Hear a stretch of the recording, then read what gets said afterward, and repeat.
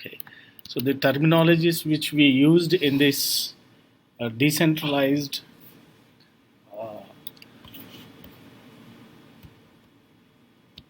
the decentralized digital architecture is some of the terminologies which we are using here is DID. So that is the decentralized identifier. So it is a globally unique persistent the identifier that does not require a centralized registration authority and is often generated and registered cryptographically. So the generic format of this DID that we have observed in the previous class, that this is the generic format. It is having three parts. This DID URI. The first part is the scheme. Second part is the method, and the third part is the DID method specific identifier. Say, so in this method, it describes what kind of the system which supports this DID scheme. So in this decentralized identifier, uh, the generic format as shown here. So a specific DID scheme is defined in the DID method specification. So many but not all the DID methods make use of the distributed ledger technology, which we discussed in the blockchain system, or some other form of your decentralized networks. So in this, to manage this decentralized identity, it requires the decentralized identity management system. So this identity management that is based on the use of your decentralized identifier.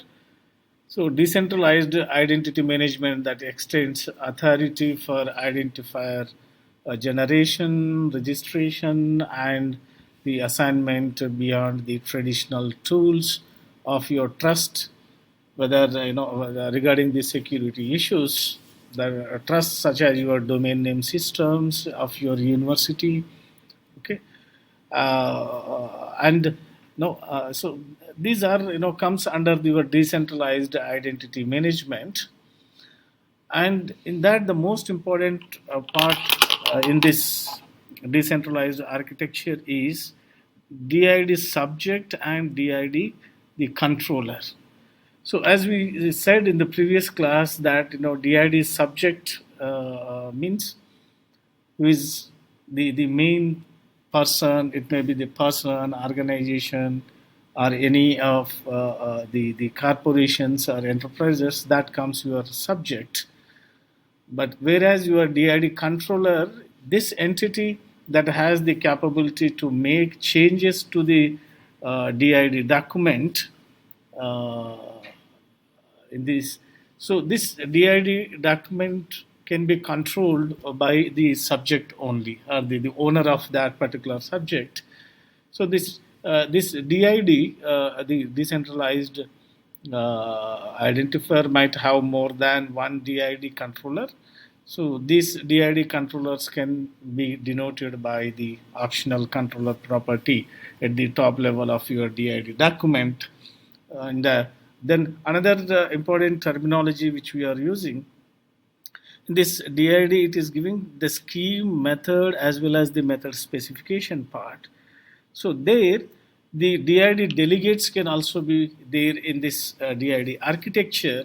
So this delegate means it's an entity whom the DID controller has granted permission to use the verification methods, whether that information is correct or not. So this verification method permission granted by your controller itself. So, like in our example, parents who control a child's DID document might permit the child to use their personal devices in order to authenticate in the school or in the public domain.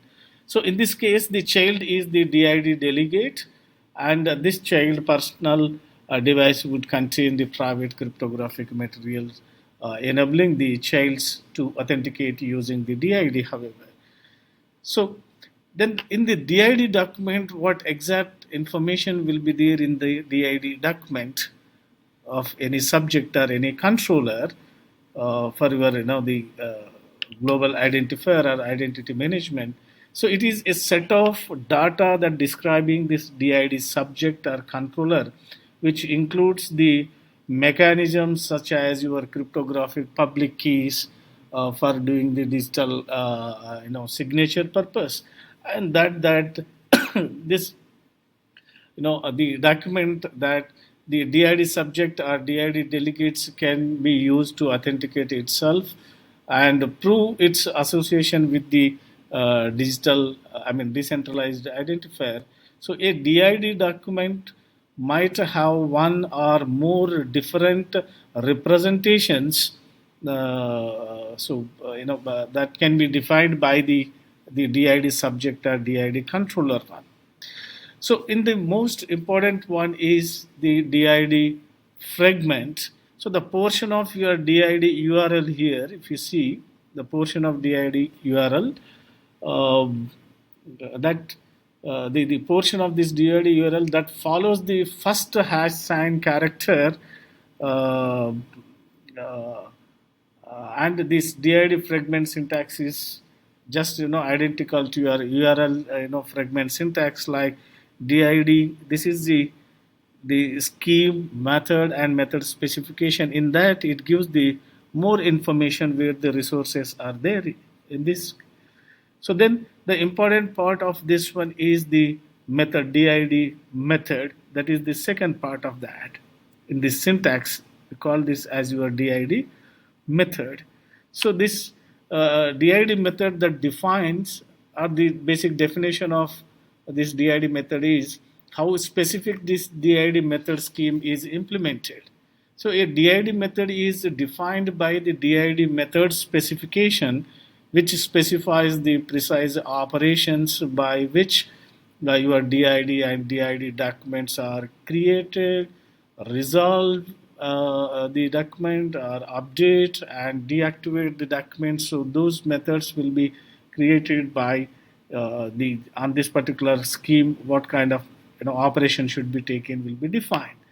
So in DID path, in this path portion of your DID, the portion of this DID URL that begins with and includes the first forward slash character and ends with either a question mark character or a fragment hash sign character or the end of the DID URL. So this DID path syntax is defined to the unified the resource identifier syntax. So in this case, you're finding the query, DID query is the portion of your DID URL that follows the and includes the first question mark character in the JSON implementation, and this DID query syntax is identical to your URI only to send any request for the data verifiable and the data registry purpose.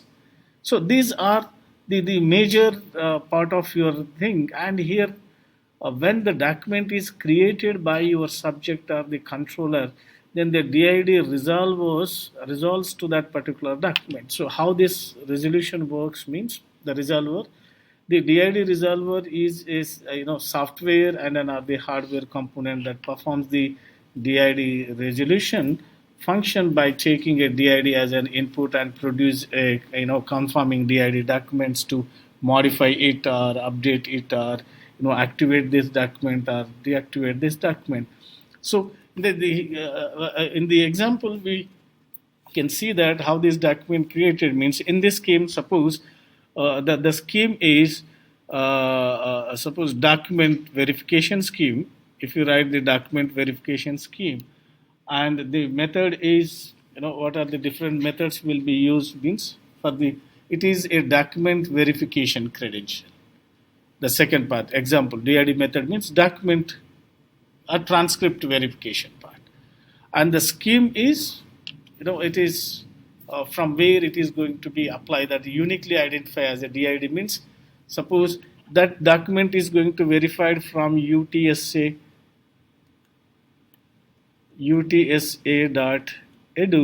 So then for verification purpose it goes to this utsa.edu, they confirm that whether the document is issued by this organization or not. So that method is also given in this document. So once it is verified, then the confirmed one will be registered in the verifiable data registry database.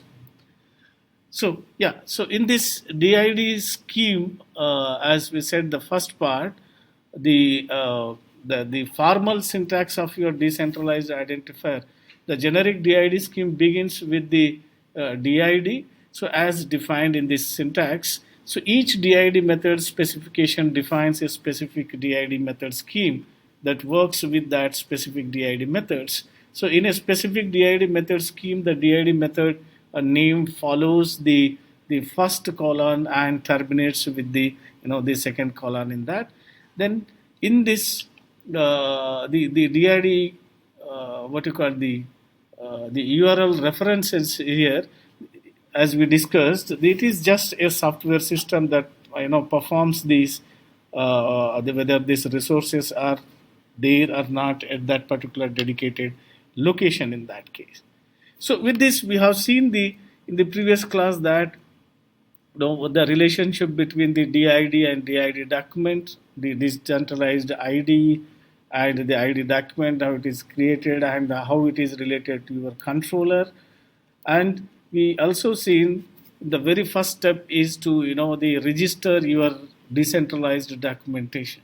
So for that, any user, they can create the or the in the method format, they create the document, the decentralized document. There they provide certain information. The ID is that generates the key, that is public key and private key, and the information of your customer.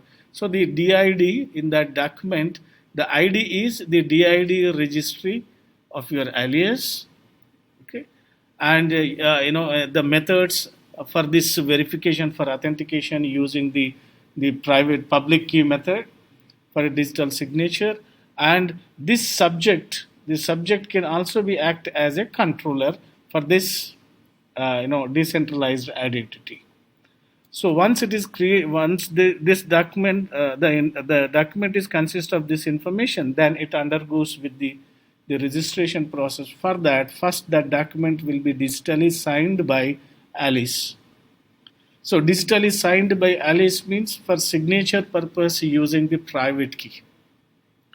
So the public key is distributed with the verifiable data registry, or in the previous class we have seen the data collection record part, right? So upon receiving this document for registration purpose, this document undergoes for the authentication purpose, whether it is from a authenticated user or not.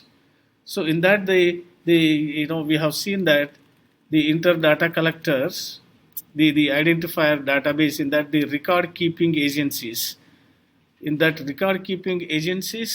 they undergo with this process for the authentication purpose. So in this authentication, upon receiving this signed document that is digitally signed by it, so by the authentication purpose, this document will go for the it is going to be verified by this the record keeping agency by checking whether the digitally signed document is from legitimate user or not. Once it is identified, then that the authorized and authenticated document will be registered in verifiable data registry database.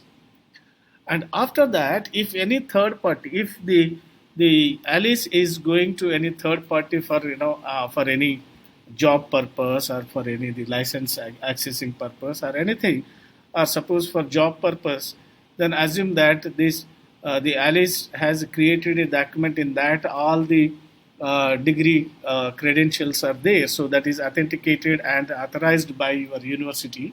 So then when going for a job, then at the job location, some third party, they may need to verify your documents, so they can to authenticate this user is eligible for this job based on the degree. the third party can retrieve that particular the document which is related to the Alice, because Alice requests Bob to, you can verify the documents digitally on the web. So by giving the request and in the DID method of implementation, that digitally signed document will be fetched from this verifiable the data registry and check whether it is matching with the details given by the Alice or not, so that the process will be complete for the authentication of your Alice based on the authentication method by following the public key method. So the next one is the DID method security, because when the document is the registered with the verifiable data registry, then this data registry is ideally enforce the DID method the protocols. So in that DID method protocol, as we said, what the requirements for this DID method protocol is, the specifications when defining the method specific DID syntax, such as in method syntax we have seen that DID method syntax must define exactly one method specific scheme that is identified by exactly one method, that is public key cryptographic method or any hashing method or anything. So that's specific to the method name, and then the this DID method must specify how to generate the method specific IDs based on your public key and the private keys, the component of your DID. And this DID method should define some sensitive and normalization of the value of your method specific ID, and it also specifies some the ABNF rule which for your the DID fragments that are more restrictive than your generic rules. So the meaning of defining this method specific ID is entirely for the encryption purpose and decryption purpose, and sometimes for generating the digital signature purpose. So what are the basic operations that takes place in this method operation means? The requirements for the method operation here for the method security purpose for our method protocol. When defining the method operations, the method defines the authorization is performed to execute all the operations, including creating the document or modifying the document or updating the document or activating the document or deactivating documents, and any necessary cryptographic process for digital signature purpose. And this method operation also specifies how this the DID controllers can create this DID and its associated documents, and also specifies the DID resolver, use a DID to resolve a DID document as we saw in the architecture. And this method specifies how your DID controller can deactivate the DID or state that deactivate is not possible. So the authority of a party that is performing the authorization to carry out the operations is specific to this DID method in this decentralized part. So once the authorization is done, then decentralized DID registry that brings in risk sometimes, because the manipulating the DID documents that may change the authentication method. So the original subject or original controller, they may not access their original, they may not access their verifiable data from the registry if it is compromised, if it is centralized one. And another one is the consorting this DID document that refuses to resolve certain document, DID documents for updating or the modification in that particular document. That is another issue. So this happens just because of lack of transparency, as we said, from this centralized one. Who else are accessing our data is not known to your subject side.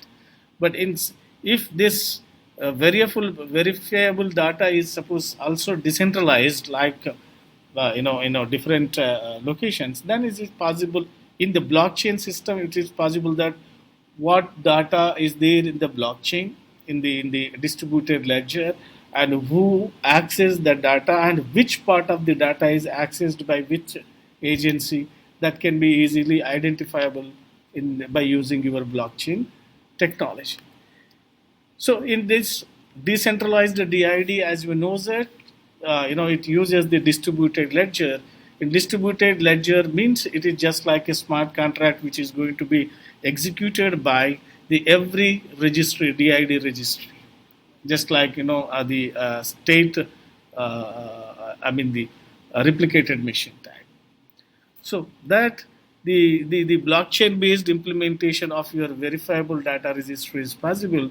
So DID methods that implements as your smart contracts, and these smart contracts enforce how the authorization performed to execute all the operations, like right from creating the document, then registering the document with the verifiable your data registry, and after that if you are doing any modifications like updating the data, or you are activating that document or deactivating that, all those operations can be done in terms of the smart contracts. So as we know the concept of smart contracts, so if anything updates at any user, any verifiable data registry, that will be automatically reflect on all others. So it maintains that the updated copy of your DID registry should be available at every model. So then there is a transparent immutable that if from this agency if something is used, that will reflect in all other the verifiable registry. So it is transparent to the subject or the controller. So any party can validate if DID documents creation or updation transactions or the authenticated or not authenticated. So the examples of this DID data is in the public domain. The public permission blockchain one is your Hyperledger INT, and there are many others are there, but we address only two here. One is Hyperledger, another one is your DIF, the CIDR one. So these public permission ledger based registries are used in this blockchain based DID registry. So any party can read the ledger, and only selected or registered parties can write to the ledger. So this protocol for creating scalable DID networks that can run atop any existing permissioned blockchain like or Bitcoin or Ethereum or Hyperledger. So in this, the basic, how this blockchain is used for your distributed, decentralized the identity management system. So this is one of the example for the application of your blockchain. So this binding DID to your physical identity is this DID is only allow a DID controller or your DID delegator to prove that it's control over its DID documents by giving only the cryptographical method operations. So this is useful to authenticate any entity with respect to their DID. So for example here, the Alice having the secret keys. So for authentication purpose, it uses the digital signature of this cryptographic method. So by using that digital signature, but that does not travel any physical the details, but only these what you call the non-physical details will be encrypted in terms of your digital signature, and that will be, as we discussed, registered with your verifiable data registry. So from there, if any third party, they can fetch it and just verify it, but the physical documents are not damaged here. Okay. For example, like whatever our ID cards or your passport or any degree credentials, we just scan it and keep that as a physical document. But physical document with us, the soft copy will be digitally signed and kept with the authorized registries part. So that is binding your DID with your physical identity, so that if something goes wrong this side, so you can still use your physical identity for proving yourself that you are the control holder, you are having the control of your digital, DID. So in this, the important one is your verifiable credentials. So in the digital system, so in this the verifiable credentials. So what is the verifiable credentials? Generally, we say that in the physical world, the credential might consist of like the information related to identifying your subject of your credentials. For example, your photos, name, or identification number, or anything, or the information related to issuing authority. For example, the information issuing authority like driving license or university degrees, your government issued passports or identities. So these are the physical, the assets, the physical world, in that your information will be available at every point, right? So the information related to a specific attribute or a property being asserted by any issuing authority, for example, nationality or class of your vehicle entitled, and all those things. So a verifiable credential. So these are the verifiable credential to check, whether that user is a legitimate user, or whether that subject or your control in this DID are verifiable or not. So a verifiable credential can represent all of the same information that a physical credential represents. So the addition of your technologies such as your digital signatures and make verifiable credentials more temper evident and more trustworthy than their physical counterparts. So the holder of your verifiable credentials can generate verifiable presentations and then share the verifiable presentations with the verifiers to prove they possess the verifiable credentials with certain characteristics in that. So what are those? It follows these mechanisms that decouples issuers, holders, and your verifiers, and use this cryptographically, secure that part. So both the verifiable credentials and your verifiable presentations can be transmitted rapidly by making them more convenient than their physical counterparts when trying to establish trust at a distance. So, while this specification attempts to improve the ease of expressing digital credentials, it is attempt to balance this goal with a number of privacy preserving goals. So the persistence of digital information and the ease with which disparate the source of your digital data can be collected and correlated. So comprise a privacy concern that the use of verifiable and easily machine readable credential that threatens to make worse.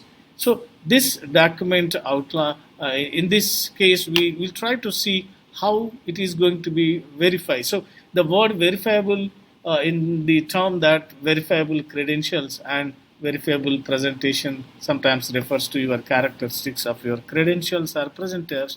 So we'll see this in the architecture of this, how it follows the verifiable credential data model component. So here it follows this. There are the holders.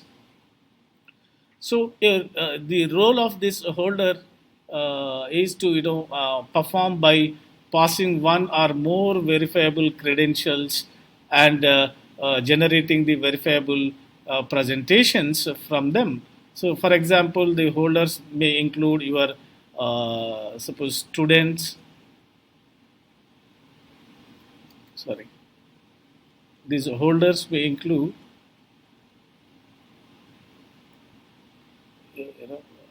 students, or the holders may they may include your employees, suppose any organization employees,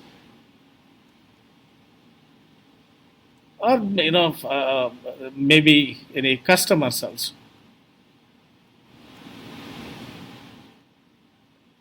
So these are the holders. So these holders, they try to the processing one or more variable credentials like their student name, department, if employee is their employee name, employee ID number, and for either student or employee or customer, there will be a issuer, right?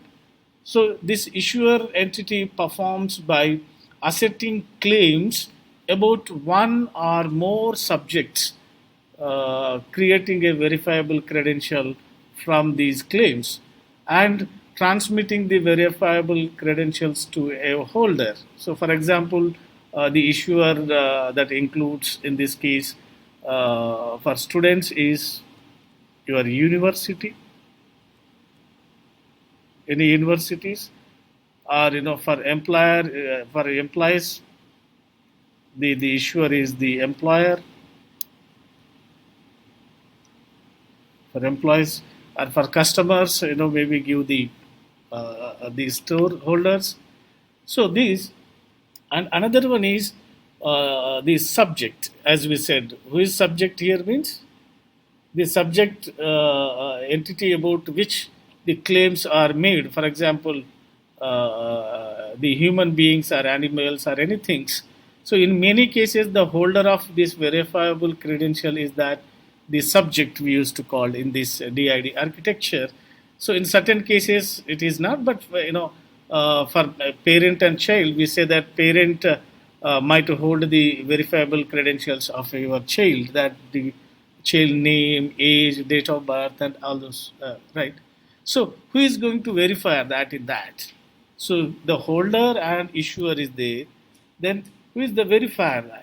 So the verifier role, verifier is a role as an entity that performs by receiving one or more verifiable credentials from the holder, are optionally inside the verifiable the presentations for processing. So this verifier includes your the employer or security personals or any websites, because issuer and the verifier, it includes the employer also for verify whether belongs to the same organization or not in case of your employee. So the once that is verified, then the verifiable data registry comes into the picture. So issuer issues the credentials to the holder, then holder acquires those credentials, and then for going for any of the tasks, the for doing for the verifiable registry, there will be a verifier. Again, the verifier plays whether that data is issued by the same issuer or not. So this verifiable registry, data registry, is a role a system might perform by mediating the creation and verification of identifiers, keys, and other relevant data, such as your verifiable credential schemes or revocation of your registries from this verifiable data registry, or the issuer public keys, and so on. So it holds every aspect of your information, so which might be required to verifiable credentials. So some configurations might require correlatable identifiers for the subjects. For example, verifiable data registries that includes the trusted databases, decentralized databases like government ID issuers or government ID databases, and your distributed ledgers. So often there is more than one type of verifiable data registry utilized in the DID model. So the main identifier that includes all these distributed data,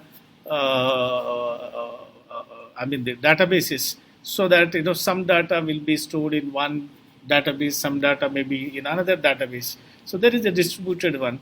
So this is the basic model and the component of your verifiable credentials data component.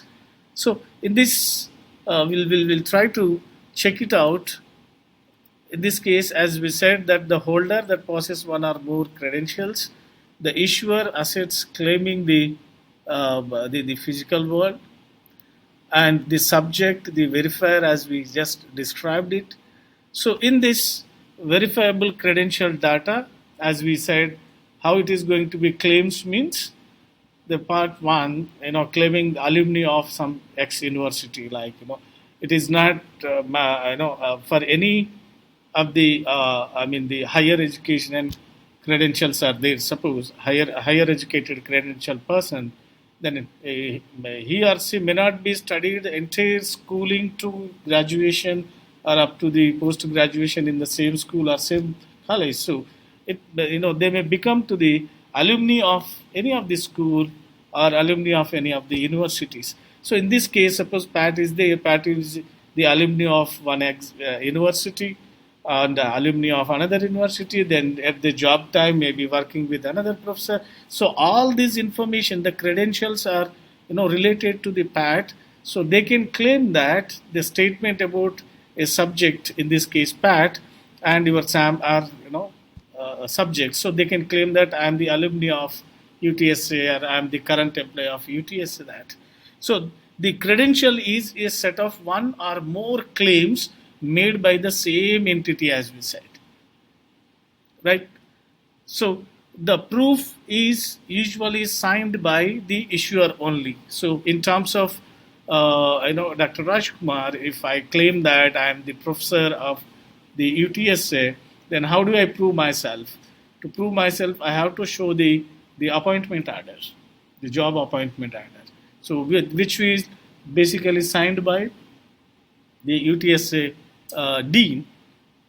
So then, if I claim somewhere that I'm the employee of UTSA, then they will contact the UTSA whether he was an employee or he is an employee there. So that is one database. If I claim that I worked in in Europe in Copenhagen University, and if I say that I'm the ex-employee of Copenhagen University, then they will contact to the Copenhagen University. So that is one database. So it is a decentralized one. Decentralized credentials can be proof usually by signed by the issuer. So the information graph of a basic verifiable credential is in the credential graph. Suppose if there is a alumni credential, if anyone is claiming that the credential 1 to 3 by this PAT, then PAT is the alumni of your the university. So in that example of university claim, the credential 1 to 3 is type of alumni credential, and what is the issuance date of that particular university, and what is the name of the university. So this everything is related to the credential of the subject of a particular university. So whereas the proof for this, if the PAT is claiming that I am the alumni of some example university, then the verifier will go and contact the organization for proving that the signature will be verified, whether that signature is done by the issuer or not.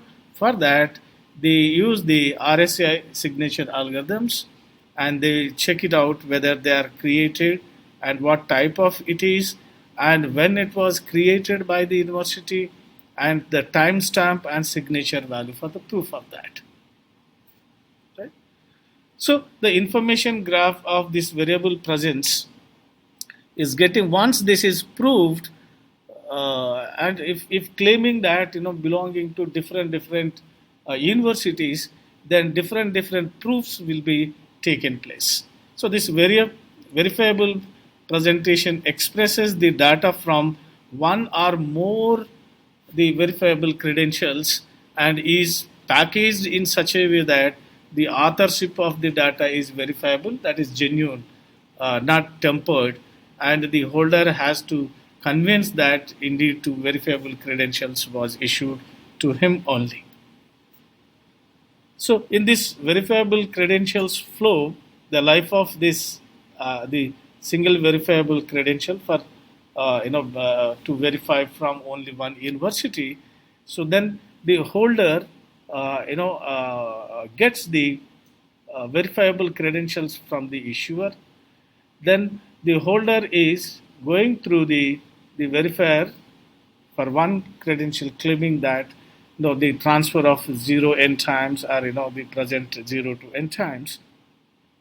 Then this verifier again cross checks with the issuer that whether that holder who is claiming that really issued by the issuer or not. So once it is verified, then it goes through your registry. Once it is a registry, then it will check for the verification purpose that whether that status is up to date or not. If not, then if the holder who is claiming that credentials are belongs to this holder, then during the verification check, if the issuer says that no, we haven't given any credentials, then the issuer gives the revoke process, so that from this verifiable data registry that should be revoked, or it can be removed from the verifiable data registry. So in this verifiable credentials trust model, so acting as your issuer, holder, and verifier, that requires neither registrations nor the approval by any authority, because their physical presence automatically gets these the credentials. So as the trust involved is bilateral between the parties like student and university, or employee and employer, or customer and store. So based on that, the verifier trusts the issuer to issue the verifying credentials that it received. So to establish this trust, a verifier credential is expected to either include the proof establishing that issuer generated the credentials, that is the signature, or another way is the VC has been transmitted in a way clearly establishing that the issuer generated the verifiable credentials is not tampered with the transit or the storage. So in this trust model, all entities trust the verifiable data, that issuer, holder, or verifiable data registry to be tempered, evident, and to be correct. So to do this, the blockchain can help to achieve these properties. That means in blockchain, we already know that the hyperledger, the distributed ledger, it can be updated but cannot be deleted. It is immutable. So that in that way they cannot change once it is issued. That they cannot claim themselves that we haven't done that one. Okay. So the holder or verifier trusts the issuer to issue true credentials about the subject or the controller, and to revoke them they quickly, if it is not given by the issuer, then quickly that entire ledger can be revoked from the data, the registry, verifiable data registry. So this is the combining the DID versus with your verifiable credentials. So by creating and register DID, any user, they can create the document, the DID, or that decentralized identifier, and register that DID with verifiable data registry by using the credentials. So after that, if Alice is doing the registration of DID with verifiable data registry, in that case, using the credentials of your university, that Alice is the student of this university. So credentials. So this the syntax for that, for creating this DID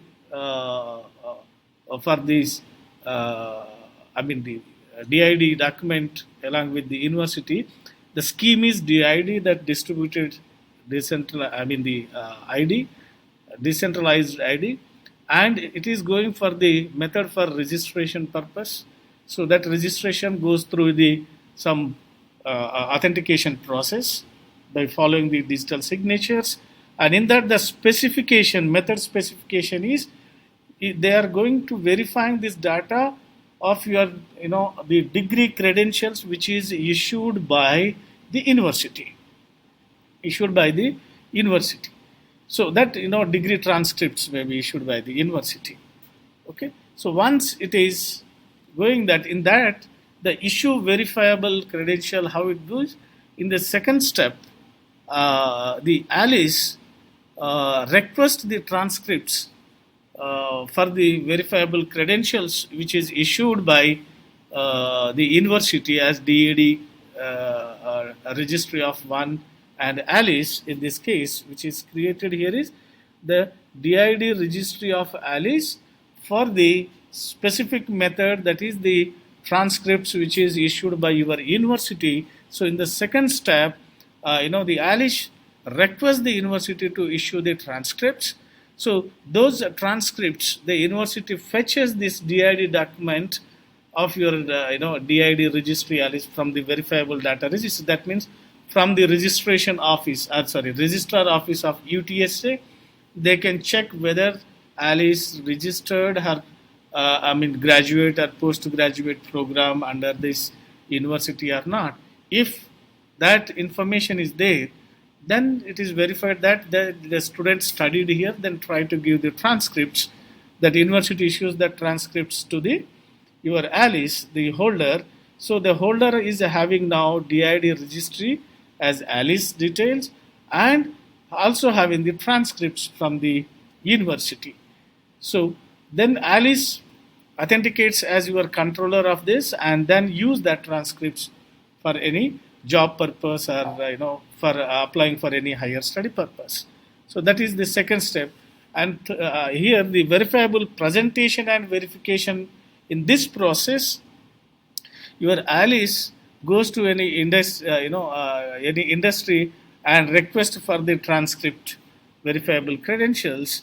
Then your industry will issues the Alice the present transcript of your the verifiable presentation with the signature authenticated by your Alice.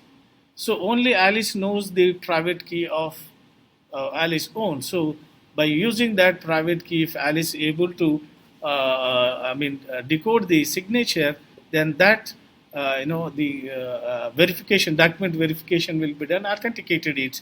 So then the industry validates the transcript issued by the Alice itself, and then it goes for the industry validation issuer purpose. So this is the combination of your DIDs and virtual the verifiable credentials. So one of the used the application of your blockchain for this is in permission closed blockchain system using this hyperledger analysis.